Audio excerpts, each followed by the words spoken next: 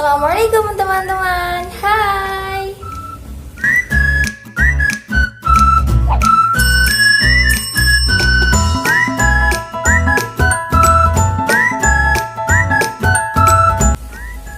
Perkenalkan, nama saya Nevina Villa. Saya dari jurusan Pendidikan Agama Islam program Pasca Sarjana di Universitas Said Ali Rahmatullah Tulungagung.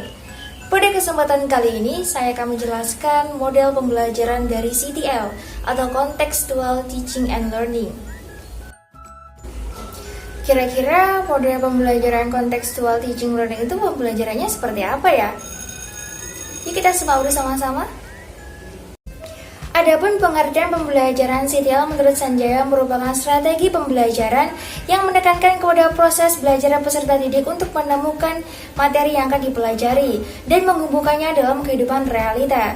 Sehingga dalam proses pembelajaran CTL, siswa dapat terdorong untuk menerapkannya dalam kehidupan sehari-hari. Itulah pengertian pembelajaran CTL menurut Sanjaya. Sedangkan menurut Hanafiyah dan Suhana, Contextual Teaching and Learning merupakan suatu proses pembelajaran holistik yang bertujuan untuk memberikan bahan ajar secara bermakna kepada siswa yang dikaitkan dengan kehidupan realita, baik secara lingkungan, agama, pribadi, sosial, ekonomi, dan kultural. Itulah pengertian dari pembelajaran Contextual Teaching and Learning. Kemudian yang selanjutnya kita akan membahas terkait dengan karakteristik dari pembelajaran CTL. Kira-kira karakteristik dari pembelajaran CTL itu seperti apa ya? Kalian penasaran? Let's go! Karakteristik yang pertama yaitu active knowledge. Apa yang akan dipelajari peserta didik tidak lepas dari pengetahuan yang sudah diperolehnya. Dengan demikian, pengetahuan yang akan diperoleh oleh peserta didik adalah pengetahuan yang utuh, yang berkaitan antara satu pengetahuan dengan pengetahuan yang lainnya. Karakteristik yang kedua yaitu acquiring knowledge, yang artinya belajar dalam rangka memperoleh dan menambah pengetahuan baru. Pengetahuan baru diperoleh dengan cara deduktif, yang artinya pembelajaran dimulai dengan mempelajari secara keseluruhan, kemudian mempraktikkan detailnya. Yang ketiga yaitu understanding knowledge, yang artinya pengetahuan yang diperoleh bukan hanya untuk dihafal, melainkan juga untuk difahami dan juga diyakini. Misalnya, dengan cara meminta tanggapan dari orang lain terkait pengetahuan yang sudah kita ketahui. Kemudian berdasarkan tanggapan tersebut, baru pengetahuan itu dikembangkan. Karakteristik yang keempat yaitu applying knowledge, artinya pengetahuan dan pengalaman yang diperoleh oleh peserta didik dapat diaplikasikan dalam kehidupan sehari-hari, sehingga tanpa perubahan dari perilaku peserta didik. Karakteristik yang kelima yaitu refreshing knowledge. Dalam hal ini dilakukan sebagai umpan balik untuk proses perbaikan dan penyempurnaan dari strategi. Yang selanjutnya kita akan membahas terkait dengan tujuan dari pembelajaran CTL. Apa aja sih tujuannya? Tujuan dari pembelajaran CTL yang pertama yaitu memotivasi peserta didik untuk memahami makna dari materi yang disampaikan yang dikaitkan dengan kehidupan sehari-hari. Yang kedua, agar peserta didik tidak hanya menghafal materi saja, melainkan juga memahami dan memaknai isi materi. Yang ketiga, mengembangkan minat pengalaman dari peserta didik. Yang keempat, melatih peserta didik untuk berpikir secara kreatif dan kritis. Kemudian yang kelima, pembelajaran lebih produktif dan bermakna. Dan yang terakhir, peserta didik secara individu dapat menemukan dan mentransfer informasi-informasi baru. Yang selanjutnya yaitu prinsip-prinsip dari pembelajaran CTL. Yang pertama yaitu prinsip independence atau kesalingan bergantungan. Dalam prinsip ini antara guru, peserta didik, masyarakat merupakan sistem yang saling terkait dalam menghubungkan konteks dan menemukan dari persoalan yang terjadi dalam kehidupan sehari-hari.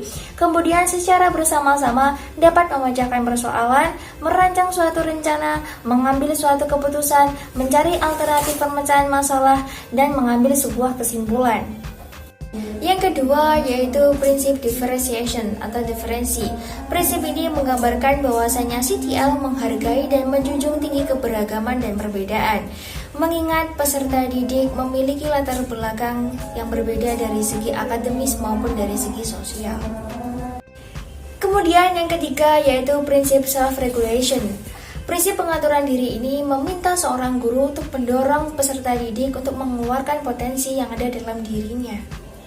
Itulah 3 prinsip yang ada dalam pembelajaran contextual teaching and learning. Nah, kita masuk ke langkah-langkah dari model pembelajaran CTL. Kira-kira langkahnya apa aja?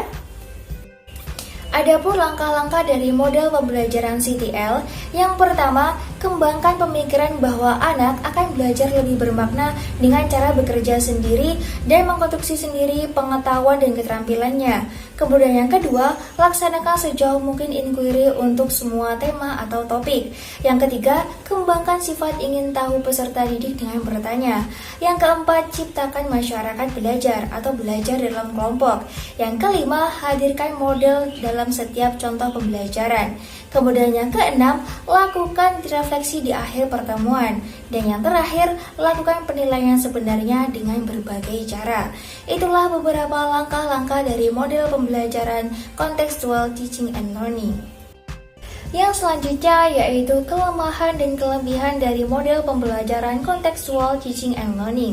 Kira-kira apa saja sih kelemahan dan kelebihan dari model pembelajaran ini? Yang pertama, kita akan membahas terkait dengan kelemahan dari model pembelajaran CTL. Yang pertama, guru harus lebih menguasai prosedur ilmiah. Yang kedua, waktu yang digunakan kurang efisien untuk mengkaitkan antara materi dengan tema. Kemudian yang ketiga, seringkali guru kesulitan untuk mengkondisikan kelas, terlebih dalam pembelajaran yang sifatnya di luar kelas. Kemudian yang keempat, membutuhkan pengawasan yang lebih ekstra, melihat banyak peserta didik yang memiliki keingintahuan yang sangat besar. Itulah kelemahan dari proses pembelajaran dengan contextual teaching and learning. Kemudian yang selanjutnya yaitu kelebihan dalam penggunaan model pembelajaran contextual teaching and learning. Yang pertama, suasana belajar akan lebih menyenangkan. Kemudian yang kedua, siswa akan lebih peka terhadap lingkungan. Yang ketiga, siswa akan lebih percaya diri mengungkapkan apa yang mereka lihat dan mereka alami dalam kehidupan nyata. Kemudian yang keempat, siswa akan menghadapi masalah-masalah yang muncul dalam kehidupan masyarakat dengan lebih siap. Itulah beberapa kelebihan dalam penggunaan model pembelajaran contextual teaching and learning. Itulah penjelasan terkait dari model pembelajaran contextual teaching and learning. Apabila ada kurang lebihnya saya mohon maaf. Ihdinas siratal mustaqim. Wassalamualaikum warahmatullahi wabarakatuh.